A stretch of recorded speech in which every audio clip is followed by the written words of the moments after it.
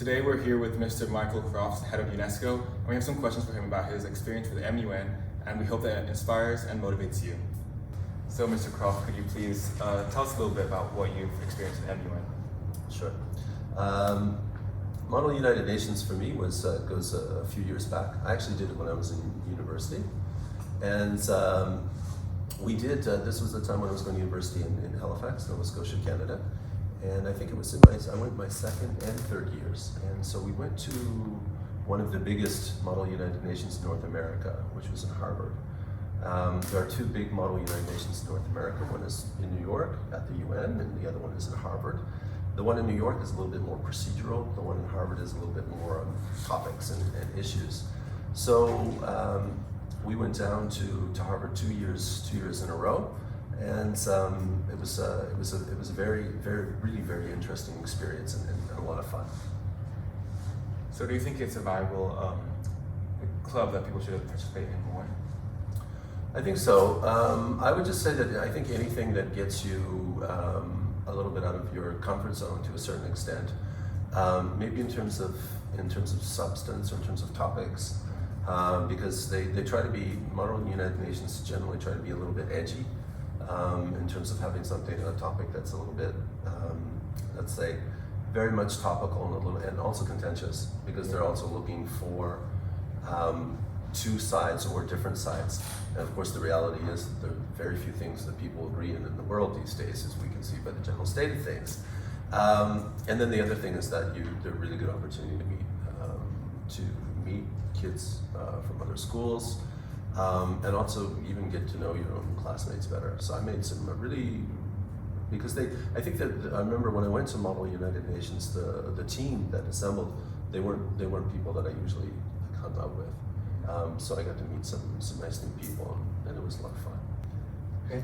What are some valuable lessons you feel you have learned from MUN that have prepared you for the future? I think in terms of, I don't know, I mean in substance, I don't know if I would say, maybe not so much, because of course times change and things change. The big lesson for me, I think, was the importance of public speaking. It was also, you had to kind of get up, whatever. I remember we were assigned to different sort of committees, and we had to follow the discussion in both committees. And in both years, the first year our team represented Croatia during the time when Croatia was at war, because it was the breakup of the former Yugoslavia. The next year we represented Canada, which is also usually generally very active in committees. So we were expected, we needed to get up and to talk quite a lot. And for me, this was probably, I think, my first, I don't know if it was my first experience in public speaking, I don't think it was my first, but we had to consistently do it over a matter of days. And I think that it was a really good exercise for that. And public speaking, at least in my job, becomes very important. I mean, now I love public speaking. It's a lot of fun.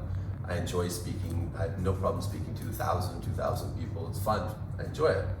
But it wasn't always the case. And so when I remember back then, I had to it was good for overcoming my fear about that, because I was just kind of surrounded by a lot of other people who were the same age as me and coming from let's say the same background, more or less, and it was like, well, if they can do it, then why can't I? So it was, I remember that specifically, in terms of public speaking was very important.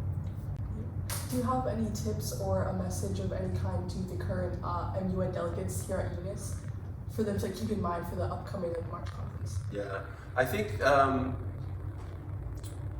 that what I would say is that if I look back and I think about what I knew then and what I know now, I don't know that so much more now, if I can put it this way. It's surprisingly realistic. Having been at Model United Nations and then having done the real thing, it's not as different as you would think.